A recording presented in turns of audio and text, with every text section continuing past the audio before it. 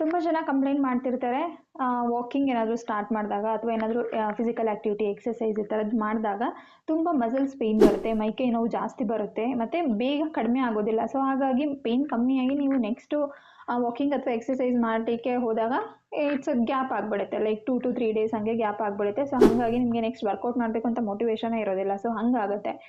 So ಈ ಕಂಡೀಷನಲ್ಲಿ ಏನು ಮಾಡಬೇಕು, ಈ ಕಂಡೀಷನ್ ಏನು ಇಂಡಿಕೇಟ್ ಮಾಡುತ್ತೆ ಅಂತಂದರೆ ನಿಮ್ಮ ಬಾಡಿಯಲ್ಲಿ ಮೆಗ್ನೀಷಿಯಮ್ ಕೊರತೆ ಇದೆ ಅಂತ ಹೇಳುತ್ತೆ.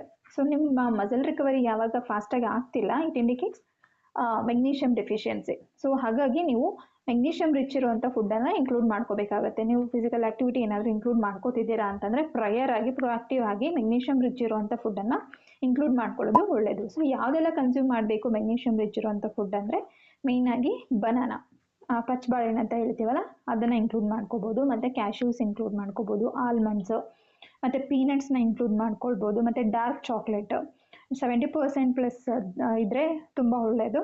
ಸೊ ಡಾರ್ಕ್ ಚಾಕ್ಲೇಟ್ ಅಂತ ಬಂದಾಗ ಮತ್ತು ಅವಕಾಡೋ ಇನ್ಕ್ಲೂಡ್ ಮಾಡ್ಕೋಬೋದು. ಸೊ ಇದರಲ್ಲೆಲ್ಲನೂ ಕೂಡ ಸಫಿಷಿಯೆಂಟ್ ಅಮೌಂಟಲ್ಲಿ ನಿಮಗೆ ಮೆಗ್ನೀಷಿಯಮ್ ಅನ್ನೋದು ಸಿಗುತ್ತೆ. So magnesium muscle relaxation, muscle fibres relax ಆಗಲಿಕ್ಕೆ ಮತ್ತು ಹೀಲ್ ಆಗಲಿಕ್ಕೆ ತುಂಬ ಹೆಲ್ಪ್ಫುಲ್ ಆಗುತ್ತೆ. ಅದಲ್ದಿರ ನಿಮಗೆ ಸ್ಟ್ರೆಸ್ ಏನಾದರೂ ಇತ್ತು ಅಂತಂದರೆ ಅದನ್ನು ಕೂಡ ಕಡಿಮೆ ಮಾಡುತ್ತೆ, ಮತ್ತು ನಿದ್ದೆ ಸರಿಯಾಗಿ ಆಗಲಿಕ್ಕೆ, ಕ್ವಾಲಿಟಿ ಆಫ್ ಸ್ಲೀಪ್ ಇಂಪ್ರೂವ್ ಮಾಡಲಿಕ್ಕೆ ಮೆಗ್ನೀಷಿಯಮ್ ತುಂಬ ಹೆಲ್ಪ್ ಮಾಡುತ್ತೆ.